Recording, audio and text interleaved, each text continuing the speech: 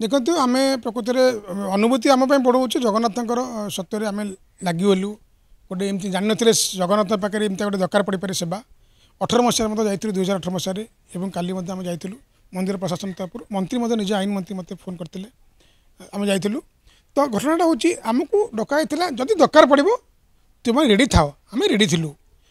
तो से जो गणमान्य व्यक्ति मैंने गले एक्सपर्ट मैंने जो मैंने गले आम हूँ साप एक्सपर्ट से एक्सपर्ट गले आम साप खोजा दरकार नाला है खोजिकी मंदिर कौटे बुलूँ दरकार क्या लिंगराज मंदिर आम जो साप धरीचु छाड़ी दिया जाए से सेवायत मैंने कहते भाई आमर प्रभु साप यही रहा आम मंदिर काट दियो आम कम करके असुविधा हे पूजा टाइम कर चंदन लगे जहाँ कर तुम ये नहीं जाओ आमरी प्रांगण छाड़ दियो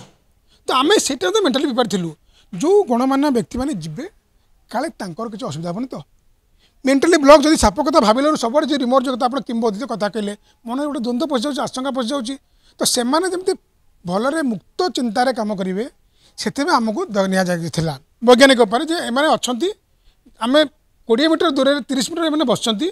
जदि आम साप देखू सांगे सांगे पहुँची पारे आम गोटे हेल्प पहुँची पार से तो सेन्स अफ सिक्यूरीटी देती आम से सेवा सबुठ आम समस्त घर जिते गले साप जमी उद्धार करूँ ये सेमता जिनस तेणु मुझे भावनी भयभीत हमार कारण ना जदि आमर भुवनेश्वर स्वयं लिंगराज महाप्रभु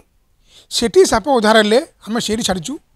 से चलप्रचल होती किसी असुविधा नहीं ये कहूँ ये जो कम आम जहाँ गवेषणा साइंटिस्ट मैंने सब आसते से घर जब रक्षणाबेक्षण सरकार चिंता कर मंदिर ताको रक्षणाबेक्षण दरकार से कम करूँ से कम करा गले सफासफी हवा दरकार सफासफी जदि किसी सरकार कौन से गोटे दोष छाड़ा चाहिए ना गला बाट तेणुक आमको डाकी तेणुक आम जाइलु जदि आम सेवा दरकार करें तो से डाके आशा कर आम कहीं डाके बट आम रेडी थी प्रभु सब जिन रेडी थी शुद्ध जमी से मनोभूति नहीं आम जगन्नाथ को समर्पण कर जाइलु जय जगन्नाथ नहीं सौभाग्य दुर्भाग्य कथा पड़ूनी एक्सपर्ट जो मैंने एक्सपर्ट से जाइए बर्तमान देखा आमर थिला कम से मनरे जो सुरक्षा भावना आम बुस्ट करवा सापाई भय हे आमको अच्छु आम सेपटे आउ 2 नंबर कथा जे जदि से देखी था आमको डाक था आमर सौभाग्य देवा कथा पड़ूना